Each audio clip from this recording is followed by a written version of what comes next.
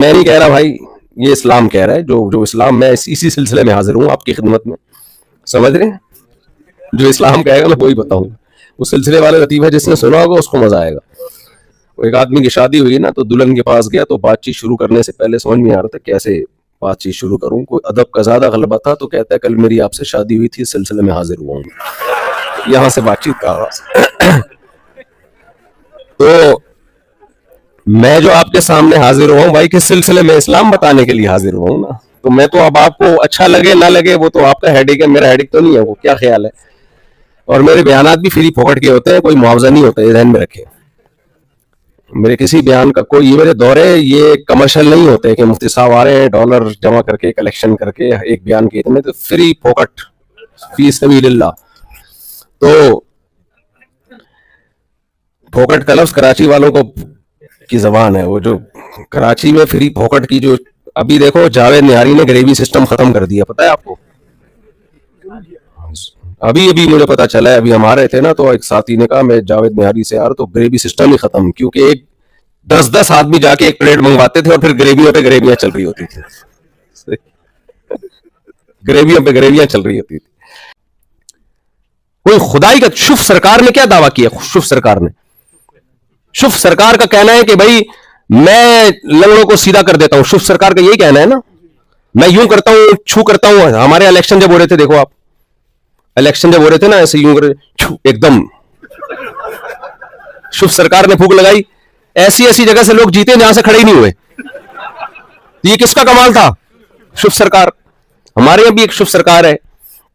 ایک تو وہ والی ہے نا شف جو پھونکے مار رہی ہے، ایک بہت زبردست قسم کی شف سرکار ہے ہمارے. پورا سیٹ اپ ایک دم الٹا دیتی ہے وہ. خیر، تو اب آپ شف سرکار سے اگر اقرار الحسن نے کیا تھا نا، شف سرکار کے پاس 2-3 لگن جو بیچارے پاؤں سے معذور تھے ان کو لے گیا، ان کو تم ہڈی جوڑ کے دکھاؤ. شف سرکار مارکیٹ سے کیا ہو گئے؟ شارٹ. کیوں شارٹ ہو گئے؟ اس کو پتا تھا بھائی میرا یہ کام نہیں ہے. وہ پہلے سے جڑے ہوئے ہوتے ہیں، ان کو تھوڑا سا توڑا جاتا ہے پھر ان کو ایسے جوڑا جاتا ہے. سچی اچھی میں یہ کام نہیں کر سکتا.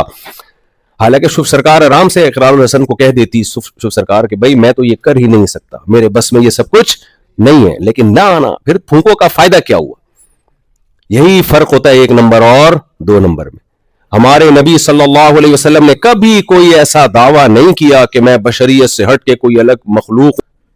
کتنی بوڑھی بوڑھی عورتیں جو شادی نہیں کرتی، لبرل انٹیاں، ساری زندگی گزار دی، شوہر نہیں ہے، اب بڑھاپے میں کیا پالا ہے تنہائی دور کرنے کے لیے؟ کتا. حالانکہ بہترین آلٹرنیٹ شوہر، استغفر اللہ، یعنی کتنا بہترین وہ پال لیتی.